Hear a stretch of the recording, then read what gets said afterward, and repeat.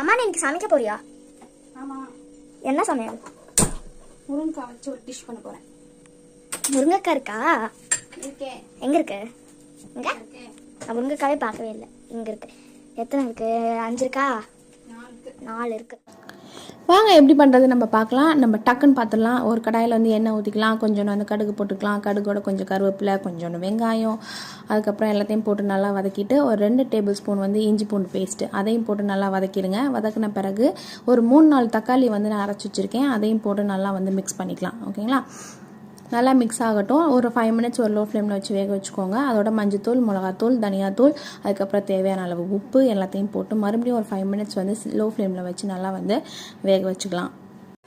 இந்த ஸ்டேஜில் வந்து நம்ம நறுக்கி வச்சுருக்க முருங்கைக்காயை போட்டுக்கலாம். உங்களுக்கு எக்ஸ்ட்ரா காய்கறி வேணும்னா உருளைக்கிழங்கு ப்ளஸ் கத்திரிக்காய் எல்லாம் வேணால் போட்டுக்கலாம். 2 டேபிள் ஸ்பூன் வந்துட்டு நான் வந்து தயிர் எடுத்திருக்கேன், அதையும் வந்து மிக்ஸ் பண்ணிக்கலாம். அப்புறம் தேங்காயும்